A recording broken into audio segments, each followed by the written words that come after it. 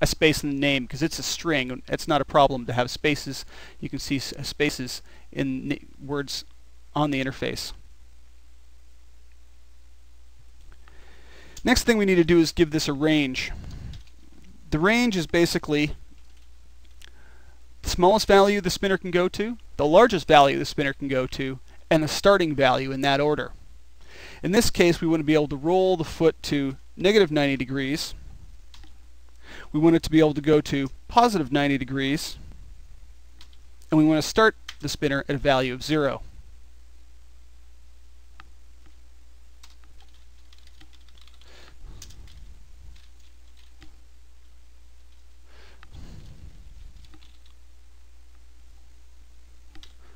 The next spinner I'm going to do is for the toes.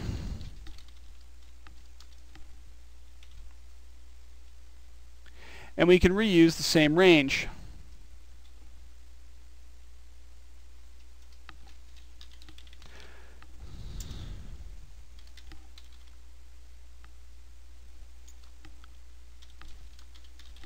The next spinner will be the knee.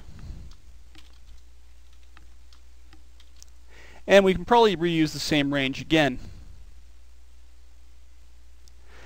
Now, because we're using the same range over and over, we can actually simplify our code a little bit. And we can create a variable inside the rollout that will handle the ranges. I'm going to call it range equals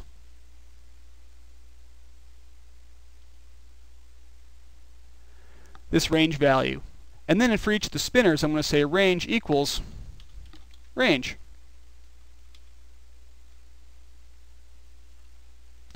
Now if I decide I want to change the range for all of them at any time, I can just change the one set of values, and it'll update for all of them.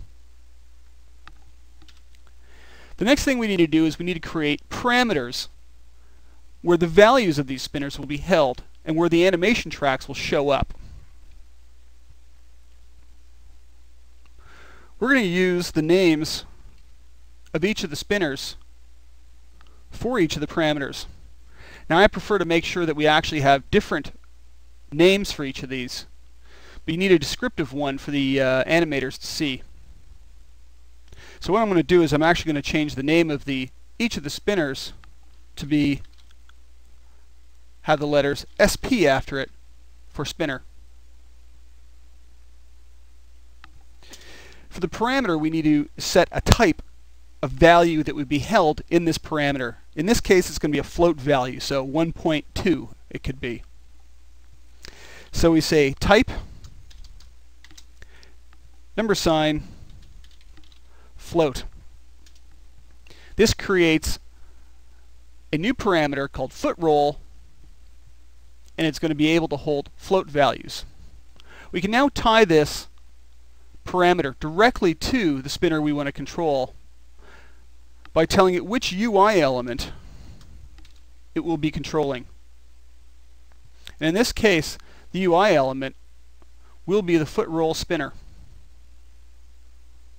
Now anytime this spinner changes, it will notify this parameter to change.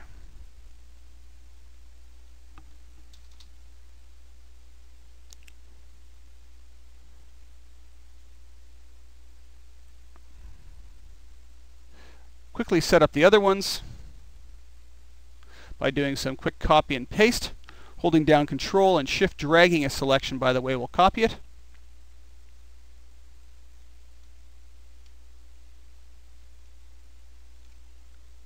And I'm going to do a file, evaluate, and you can see that it is coming up with an error message.